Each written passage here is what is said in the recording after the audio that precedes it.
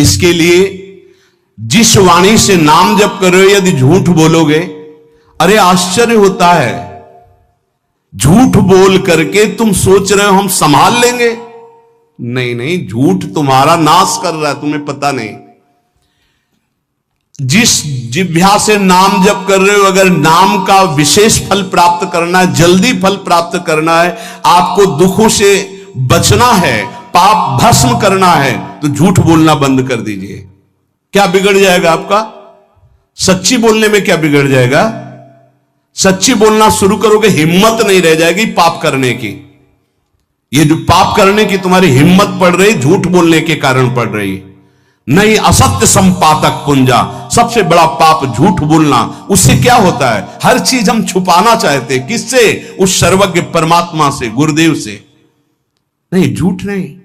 नाम इसीलिए नहीं चल पा रहा, थोड़ी दिन नाम चलाएंगे छूट जाएगा, क्योंकि आप झूठ बोलते हैं, पापाचरण करते हैं।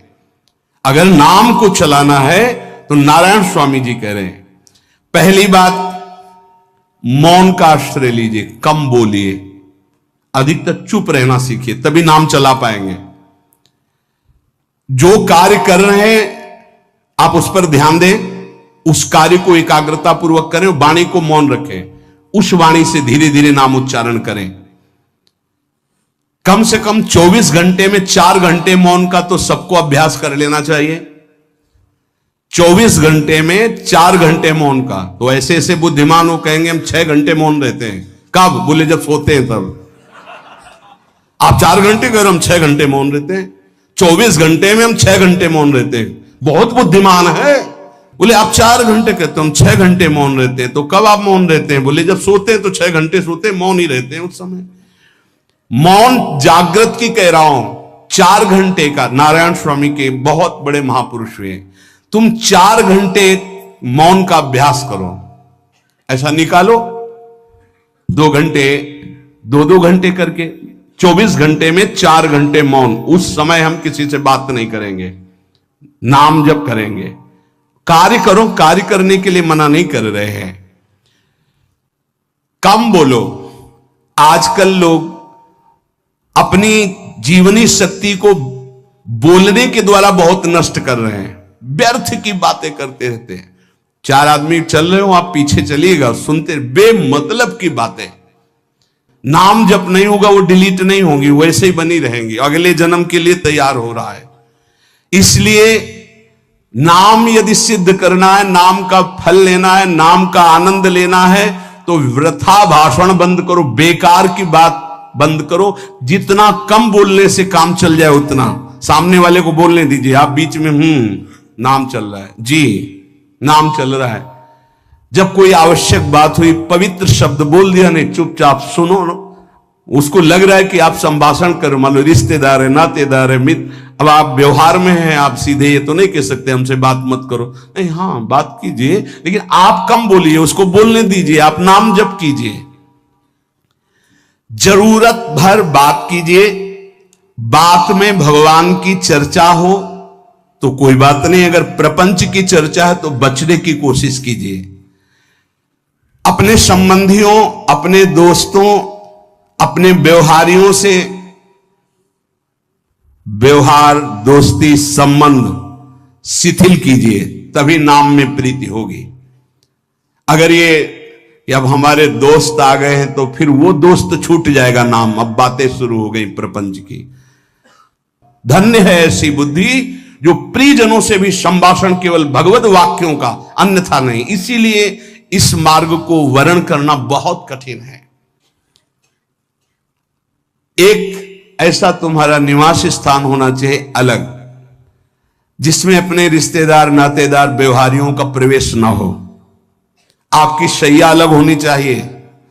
अगर नाम जापक नाम सिद्ध करना चाहता है, नाम का फल लेना चाहता है, नाम निरंतर चलाना चाहता है, तो जिस आसन पर आप बैठते हैं उसी में प्रपंची, विषयी, संसारिक वृत्ति वाले बैठेंगे तो भजन की वृत्ति नहीं बन पाएगी। एक ऐसा, वैसे होते हैं घरों में बैठने वालों का अलग, लेकिन साधन कक्ष अलग होना चाहिए अपना। किसी का यदि प्रवेश ना हो तो आप देखेंगे कि आपके साधन के परमाणु आपको वहां बैठते ही तत्काल विक्षेप रहित करके भजन में लगा देंगे। अगर घर में ऐसा कुछ ना हो तो एक आसन अपना अकेला रखिए, जिस पर आप शयन करें वो आसन केवल आपका ही होना चाहिए।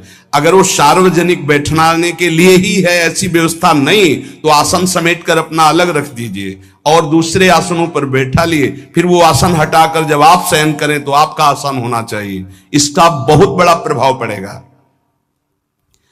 कोई भी ऐसा दृश्य या पुस्तक ना पढ़ें जो वासनात्मक हो और प्रभु के नाम से आपको विमुख कर दे। अखबार आदि, समाचार आदि, ये हमारे चिंतन को नष्ट करते हैं। अगर नाम जप करना है, निरंतर नाम स्मृति बैठालनी है, एक घटना कई मिनट तक विक्षेप देती है। ऐसा हुआ, कैसे लोग हैं, और उसमें तो समाचार ही हो रहे हैं, सैकड़ों बातें हो रही, पेपर है तो सैकड़ों बातें लिखी हैं, क्या क्या, अब वो सब दिमाग में भर गई।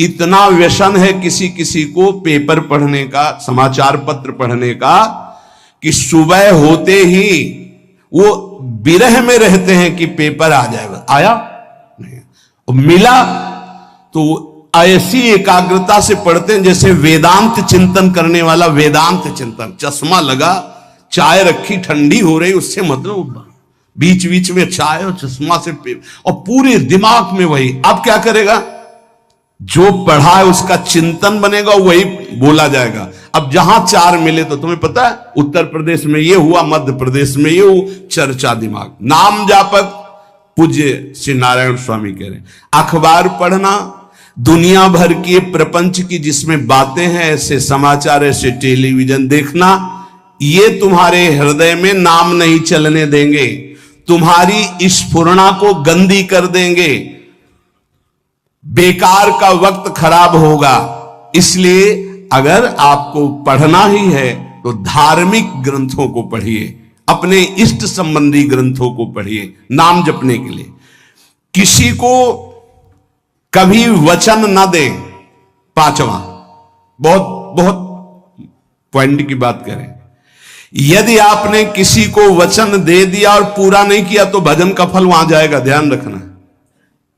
यही हमसे सब त्रुटियां होती रहती है अपने लोगों से। जाओ आज से बाद वचन दे दिया, हम ऐसा नहीं करेंगे, नहीं करेंगे चाहे मर जाएं। और अपने लोग ऐसे फिसड्डी हैं कि शाम के वचन देते हैं और सुबह फिसल जाते हैं। 2-4 दिन बोलते बहुत चला, फिर फिसल जाते हैं। बोले कसम से आज से ऐसा नहीं करेंगे।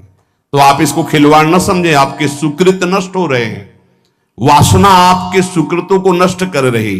दूसरा, जैसे आपने किसी से कहा कि मैं शाम के 5 बजे आ जाऊंगा, तो 5 बजने में 5 मिनट कम होने पर आपको पहुंच जाना चाहिए, 5 मिनट ओवर होने पर नहीं, उसके पहले ही आपको ऊपर। यह संतों के जीवन में देखा गया है। समय का बहुत बड़ा जीवन में अस्तित्व है। अगर आप किसी को समय दें, फिर उसमें प्रमाद स्थिति नहीं होनी चाहिए। 5 मिनट पहले पहुंचिए। समय दिया है किसी को तो 5 मिनट पहले उसको इंतजार ना करना पड़े। रात को सोते समय नाम जापक उपासक विचार करें, मेरा नाम किन किन कार्यों में छूटा, मेरे से कौन कौन सा पाप हुआ, मैंने कौन सी आज गलती की जो नहीं करना चाहिए, और उसे डायरी में नोट करें। नारायण स्वामी कह रहे हैं दूसरे दिन सावधानी पूर्वक वो गलतियां ना होने पाए जो हमने आज की। जब उपासक सत्य बोलना स्वीकार करता है तो उसके हृदय में डर जागृत हो जाता है। ध्यान रखना, डर ये माया के द्वारा प्रेरित है। अगर व्यापार में सत्य बोलेंगे तो पैसा अधिक नहीं आएगा, अगर हम सत्य बोल दिए तो डांट लगेगी, अगर हम सत्य बोल दिए तो सब लोग जान जाएंगे मैं ऐसा गंदा हूं। सच्ची मानिए, सत्य बोलने का नियम ले लीजिए, आप निष्पाप हो जाएंगे, आप महात्मा बन जाएंगे अंदर से। कोई भी पापाचरण आपके जीवन में नहीं रह जाएगा। भगवान का नाम सत्य है, उस नाम को चलाने के लिए झूठ बोलने वाला नाम को कैसे चला सकता है। सत्य बोलने से यदि तुम्हारा नुकसान हो रहा है तो तुम सह जाइएगा। नारायण स्वामी कह रहे हैं उससे बड़ा लाभ आपको श्री भगवान प्रदान करेंगे। आप सत्य बोलिए। आजकल भगवान पर विश्वास नहीं, इसलिए झूठ पर विश्वास है। कलयुग की ऐसी प्रेरणा है कि सब झूठ बोलने लगे हैं। कोई डरता ही नहीं झूठ बोलने में, पूरा का पूरा। जैसे नहीं कहते कुछ तो सत्य होगा, ऐसे ऐसे महानुभाव हैं कि 100% झूठ बोल जाते हैं, 100%। धन्य है मोबाइल जो झूठ बुलाने में बहुत प्रवीण है, बहुत प्रवीण है। अरे भाई हम नहीं मिल सकते, आज हमारा मन नहीं है, खत्म खेल हो गया, सत्य बात है, नहीं मिल सकते आपसे, मत उठाओ फोन। अगर तुम्हें झूठे ही बोलना है तो फोन क्यों उठाओ? नहीं बोलेंगे, नहीं उठाएंगे तो समझ जाएगा कि उनकी रुचि नहीं। ये झूठ क्यों बोलना, सत्य बोलो। झूठ से यदि आप बच गए तो आपके जिह्वा पे नाम निरंतर चलने लगेगा। ये झूठ ही नाम नहीं चलने दे रहा। असत्य आचरण, छुपाने की वृत्ति, असत्य भाषण, ये नाम में प्रीति नहीं। किसी को भी फुसलाने के लिए झूठ मत बोलिए। सत्य बोलने का अभ्यास कर लिए तो पापी जीव भी महात्मा बन जाए। सत्य आवश्यक है। एक बड़े कागज पर ऐसी जगह लिख के रख लो जहां तुम उठते बैठते देखते हो कि मुझे सत्य बोलने का नियम लेना है, झूठ नहीं बोलना है। सत्य साधन कर लो, फिर देखो नाम कैसे चलता है। तपस्या, बड़े बड़े पुण्य, बड़े बड़े तीर्थ स्नान उतना पवित्र नहीं करेंगे जितना सत्य बोलने से होगा। पर बहुत कठिन है इस समय सत्य बोलना। मतलब बात बात पे असत्य का ही वर्ताव हो रहा है, असत्य का अच्छा, ये कोई संसारी आदमी में नहीं, कुछ ऐसे होंगे जो सत्य की वार्ता करते नहीं। प्रायः क्या जाता है, झूठ बोलने में बोल दिया और सामने वाला राजी हो गया, हम निकल गए। लेकिन सत्य ना होने के कारण आप में सत्य आचरण, सत्य स्वरूप भगवान का नाम, भगवान को कहा गया सत्य नारायण, वो नाम नहीं चलेगा। भजन करने का पहला साधन है सत्य बोलना, जबान से सत्य बोला जाए। और भजन की संख्या प्रारंभ में जरूर लेनी चाहिए। यदि 10 माला का नियम लिया, 20 माला का नियम लिया, तो उसे निर्वाह करो। जैसे यहां शरणागति मंत्र मिलता है तो 11 माला प्रारंभ में दी जाती कि आपको करना ही है, ज्यादा हो जाए वो ठीक, 11 से कम वो कभी जीवन में नहीं। अपने जीवन में गुरु आज्ञा 11 माला तो करनी है, हर समय करना है। पर ये मन थोड़े दिन तो नियम में चलेगा, इसके बाद छोड़ देगा। दीक्षा तब लेनी चाहिए जब गुरु आज्ञा पे चलने की हिम्मत हो, नहीं तो ऐसे ही नाम जपो करो। जब नियम मिल गया 11 माला तो चाहे प्राण निकल जाए, हमको 11 माला पूरे करने, प्राण निकलने तक गुरु आज्ञा का पालन करना है। यदि आप नाम जब अधिक मात्रा में नहीं करेंगे तो जो आपको नाम मिला है उसका फल आपको अनुभव में नहीं आएगा। क्यों? क्योंकि नाम का हिस्सेदारी होती, भजन की हिस्सेदारी होती। जैसे किसी ने प्रणाम किया, वो भजन लिया। गृहस्थी को इसीलिए मना किया कि रास्ते में परिक्रमा मार्ग में हलवा पूड़ी ये सब बट रहा है, हाथ मत फैलाओ। वो दान कर रहा है, सुकृत कर रहा है, और कोई दूसरे ले विरक्त आदि। आप अपने भूख मिटाने के लिए 4 रुपया के चना लेके भले पालो, लेकिन दूसरे के द्वारा दिया हुआ हलवा मत पाओ। यहां धाम आए हो, भगवत कमाई करने आए हो, यहां नाम जप करो, कष्ट सहकर परिक्रमा दो। हो सके 4 रुपए की वस्तु लेकर के आप पशु पक्षियों को पवा दो, किसी एक का पेट भर, तुम मत पाओ दूसरे का। तुम चाहो तो उपवास कर सकते हो, या प्राण पोषण के लिए रूखा सूखा थोड़ा खा लो। ये दूसरे के आराम से धाम में हम आए 2-4 दिन खूब खाए पिए नहीं, भागीदारी हो जाएगी तुम्हारे पुण्यों की। वहां ऐसे फ्री नहीं है कुछ। भजन का भागीदार राजा भी होता है, जिसके राज्य में रह रहे हैं। जो अन्न देता है वो भजन का, जो वस्त्र देता है वो भजन। इसीलिए गृहस्थ को कहीं कुछ भी स्वीकार नहीं करना चाहिए, ये बहुत ध्यान रखिए। अगर आप कहीं तीर्थ साधु आश्रम कहीं जाते हैं, कोशिश कीजिए कि किसी से सेवा ना ले, और अगर सेवा ले तो उसके अनुसार फिर अर्थ दे दे। अगर आपने वहां भोजन पाया, पान पाया, तो उसके अनुसार सोच ले कि अगर हम इतना खरीदते तो कितने का मिलता, वो दे दिया तो आपका भजन बच गया। कभी आपको कोई प्रणाम नमस्कार करे, तत्काल बराबर प्रणाम करो। किसी को अपना भजन का हिस्सेदारी नहीं, सबका मंगल हो। ये भजन जितना बढ़ेगा तो आपको भगवदाकार कर देगा। दिन रात 24 घंटे में 21,600 श्वास चलती है। 21,600 श्वास में 6 घंटा तो सोने के चले जाते, उसमें तो चेतना नहीं रहती। अब हमको अगर 21,600 नाम हमको जपने को मिल जाए तो हमारी हर श्वास सार्थक हो जाए। जो हम 5-6 घंटा सोते हैं उसमें जिनका अभ्यास है तो बात अलग है, नहीं तो वो व्यर्थ जाती है। तो हमें एक श्वास में कई नाम जपने का अभ्यास करना चाहिए, जिससे 200 माला फेरने पर ये 21,600 श्वासों की गणना पूरी होती है। अगर हम 200 माला का नियम ले तो इतना हो सकता है। तो हमें लगता है अगर हर समय माला नहीं ले सकते तो श्वास वाली माला बहुत अच्छी रहती है। श्वास में 4 बार खींचो, 4 बार नाम लेते हुए छोड़ो। दूसरा साधन, एक छोटी माला ले ले, जो आजकल तो काउंटर चला है। काउंटर में ज्यादा सुविधा संसार के क्रियाओं में रहने वालों को होती कि क्या अपनी जेब में डाल लिया। तीसरा साधन वो बहुत कठिन है, मन की वृत्ति से नाम जप करना।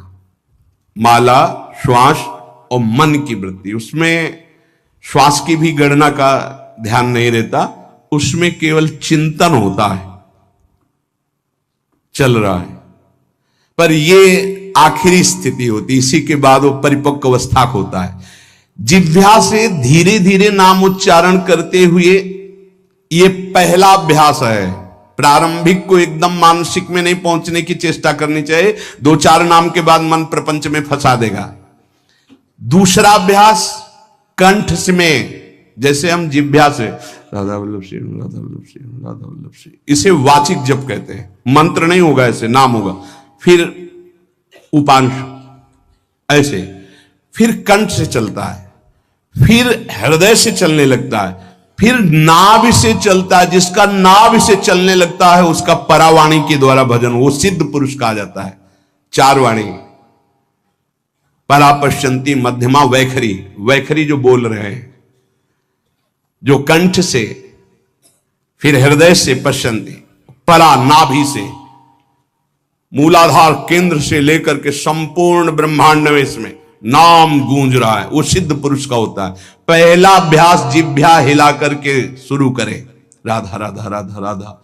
फिर कंठ से, कभी हमारे सदगुरुदेव भगवान को देखना, अगर कोई आ गया और बातचीत का हुआ तो यहां से तत्काल चलता दिखाई देता है ना, कंठ ऐसे ऐसे हिलने लगता है कंठ। और शांत बैठे तो फिर नहीं दिखाई दे। अगर कोई है आसपास तो इतनी तीव्रता लगन होती कि कहीं छूट ना जाए नाम। कंठ से विशिष्ट अभ्यासी का, फिर हृदय से परिपक्व अभ्यासी का, और नाभि से सिद्ध महापुरुष का, परावाणी से चलता है। अगर 1 वर्ष तक जिह्वा से अभ्यास किया जाए, ये मैंने किया है, नारायण स्वामी कहते हैं, तो दूसरे वर्ष में कंठ से प्रारंभ हो जाता है। 2 वर्ष कंठ से चले तो अगला हृदय से प्रारंभ हो जाता है, और हृदय से 3 वर्ष चले तो फिर नाभि से 7 वर्ष में नाम सिद्ध हो जाएगा।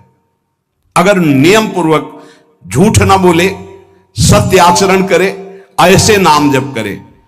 हम ये कहते हैं कि चलो थोड़ा धीमे ही सही, पर 12 वर्ष में तो आपको सिद्ध हो जाना चाहिए।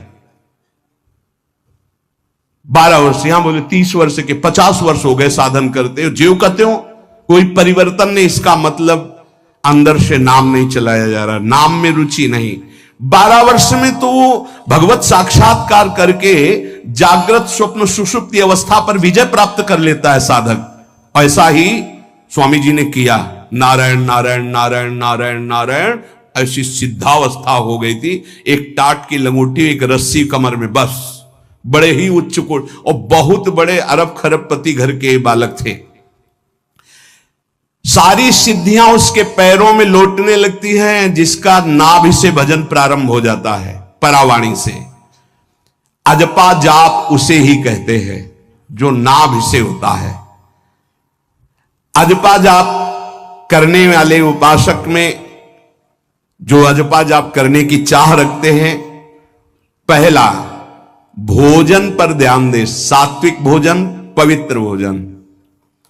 भाई नाम का स्वाद नहीं मिला तो कुछ लोग जो है बहुत प्रसन्न होते हैं जब सांसारिक पदार्थ आता है। बड़ी कृपा श्री ठाकुर जी की रही है कि इस विषय पर जो है बहुत परिपक्व किया है। रोटी नहीं मिली, ये रबड़ी रसगुल्ला की तो बात जाने दो। गंगा का किनारा, गांव में जाना नहीं, जो आकाश वृत्ति से वो आ जाए वही। आप लोगों को तो रोटी तो मिल रही है। पहला नाम सिद्ध करने के लिए भोजन सात्विक और थोड़ा, अगर एक समय पाके निर्वाह कर लो तो अच्छा, नहीं तो 2 समय, 3 समय पाने का तो अधिकार ही नहीं साधक को। भगवान की बड़ी कृपा है, जब भूख थी तब था नहीं, और जब है तो भोजन नहीं पा सकते। वो बड़ा लीला बिहारी है। जब भूख थी तब भोजन नहीं, और जब भोजन है तो नियम कानून इसके लग गए हैं, ये इतना इतना। दूसरा, पहला भोजन पर पवित्र। देखो नाम जप के लिए बहुत आवश्यक है। यही जीवन है कि अगर आप नाम जप करने लगे तो हमारा बोलना, हमारा जीना सार्थक हो जाएगा। अगर नाम जप आपको करना है तो पवित्र भोजन होना चाहिए। 2 टाइम भोजन पाना है तो थोड़ा थोड़ा पाओ, पेट ना भरने पाए, ऐसा ना लगने की वजन बढ़ गया है। वजन बढ़ गया है तो भजन घट गया है, वजन घट गया है तो भजन बढ़ गया है। देखो तुम्हारे संसारिक संबंधी माता पिता चाहेंगे कि तुम्हारा चिकना शरीर होना चाहिए, हष्ट पुष्ट होना चाहिए, लेकिन हम चाहेंगे कि तुम्हारा भजन पुष्ट होना चाहिए, भगवदाकार वृत्ति होना चाहिए। शरीर तो आज है, कल नहीं रहेगा, चाहे जितना चिकना कर लो। संसारिक माता पिता के प्यार में और गुरु के प्यार में यही अंतर है। वो आपके स्वरूप को पुष्ट करेगा तो शरीर तो अपने आप, मन प्रसन्न है तो वो स्वस्थ है, अस्वस्थ होने पर भी स्वस्थ है। अगर शरीर स्वस्थ है और काम वासना है, नाना प्रकार की चिंताएं, ये थोड़ी माता पिता दूर कर पाएंगे। वो तो तपस्या और साधना से ही दूर होती है, ध्यान रख लीजिए। अधिक भोजन पाना, शरीर को बहुत पुष्ट बलवान कर लेना, तो हर इंद्रियों को भोग देना पड़ेगा आपको। वो कोई तपस्वी होता है, जो तपस्वी होता है वो संयमी होता है, जो संयमी होता है उसके चर्बी नहीं होती, ध्यान रखना। युक्ताहार विहार से, प्राण पोषण के लिए केवल शरीर में अन्न जाए तब नाम में प्रीति होगी। खाते खाते अनेकों जन्म व्यतीत हो गए, वर्षों व्यतीत हो गए, अरे अब तो भजन कर लो, कहां तक खाओगे? ये नरक कुंड है, डाला विष्ठा बन गया। नींद, एक नियम बना लो कि इतना ही सोना है।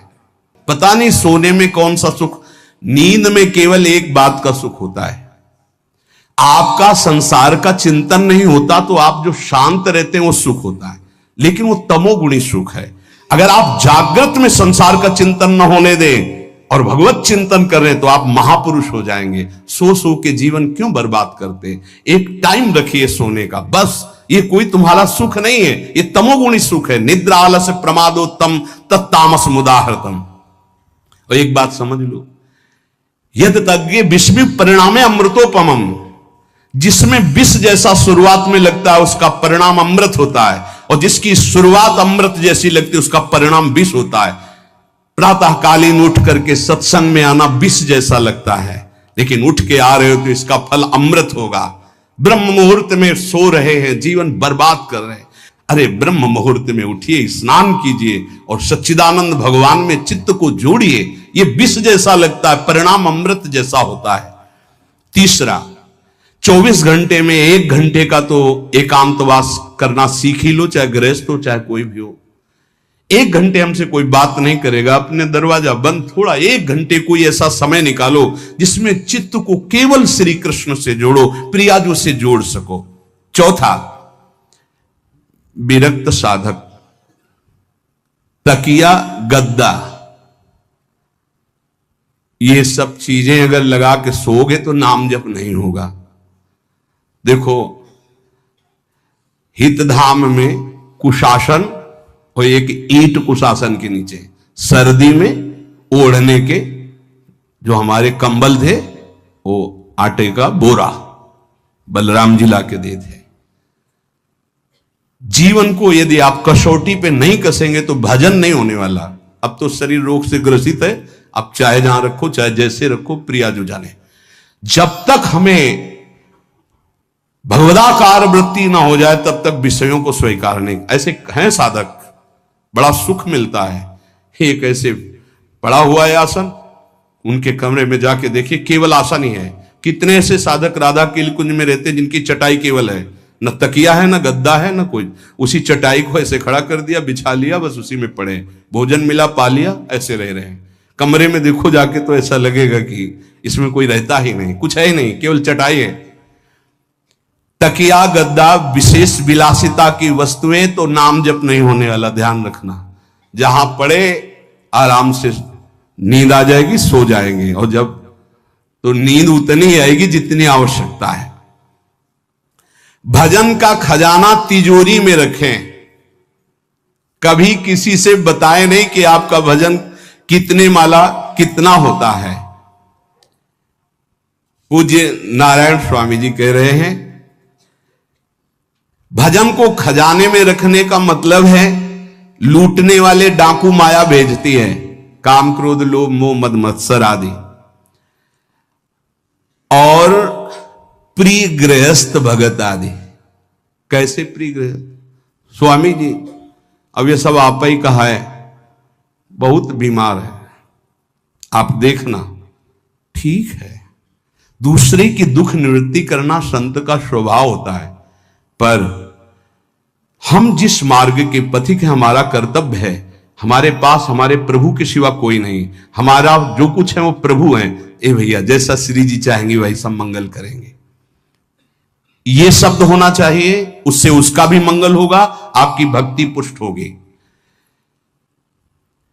कभी भी जो गृहस्थ में भजन करता है, किसी भी तरह का किसी से भी कोई प्रतिग्रह ना ले, नहीं ले लो, ये लो ही बढ़िया है, रख लो, नहीं महाराज हमारा ये मार्किन का गमछा ही काफी है हमारे लिए, नहीं नहीं नहीं, ये प्रसाद पाल, हाँ इतना किनका दे दीजिए, भगवत प्रसाद है, ये हमारे लिए पर्याप्त। गृहस्थी में अगर आप भजन करते हैं तो अपने भजन को बचाने के लिए किसी से भी दान पुण्य, किसी का भी बट रहा है वो स्वीकार न करें, किसी से प्रणाम नमस्कार, किसी से अपनी सुविधा सेवा स्वीकार न करें। और जो विरक्त है उसको ध्यान रखना चाहिए कि हमारा जीवन केवल जगत मंगल के लिए विश्वेश्वर भगवान को समर्पित जीवन है। ना हम किसी को शाप दे सकते हैं, ना किसी को वरदान दे सकते हैं। सेवक स्वामी की इच्छा को देखता है, ऐसा ऐसा, हाँ प्रियाजू की जैसी इच्छा होगी वैसा नहीं, आप ऐसा नहीं, प्रियाजू का बस जबान से कभी ना किसी के प्रति शाप का, और ना हरिराम व्यास जी ने कहा है कि शाप और वरदान हमारे स्वामी की, तो हमें हर बार में यही बोलना है, जैसी प्रियाजू की इच्छा, जैसी श्यामाजू की इच्छा। नहीं आप कुछ कह दीजिए तो राधा राधा राधा, नहीं कैसे मंगल होगा, आशीर्वाद दीजिए राधा राधा राधा, बहुत संभाल के। महात्माओं को इस बात में सावधान रखना चाहिए कि ये माया ममता का रूप धारण करके तुम्हारी तिजोरी को खाली कर देगी। खजाना लूटने के लिए माया बहुत अनुभवी महापुरुष है, सेवक के रूप में आती है, खास सेवक बनकर। आज तक जहां दगा हुआ है तो खास से हुआ है। जब वृक्ष कटने लगे तो आपस में बात की, भाई ऐसा कौन आ गया जो हमें काट सकता है? बोले हमारा कोई मिल गया। तो कुल्हाड़ में जो बेट है ना, बोले मिल गया कोई हमारा। खास बन करके आती है माया, सेवक सेविका रूप लेके। बहुत अनुभव की बात महापुरुषों की, मान लीजिए विरक्त जनों के लिए खास बात है। सेवक सेविका रूप रख करके माया आएगी। इसके बाद अगर आपने स्वीकार किया, फिर तुम सेवक होगे, वो स्वामी होगी। समझ रहे हो? बहुत अंदर से इस बात को समझ लीजिए। अगर आपको भगवत प्राप्ति करनी है तो जब तक शरीर में श्वास रहे, सेवा मत स्वीकार करना किसी की। कपड़ा धुलाना, खाना पीना, भीख मांग के खाओ, भिक्षा अन्न, या आकाशवृत्ति से जियो, जैसे मनाओ, ना कपड़ा धो पाओ तो उतने पहनो जितना धो पाओ। किसी को अपनी सेवा में प्रवेश मत होने दो। अपने शरीर की सेवा, अपने जीवन की सेवा, जब तक श्वास है तब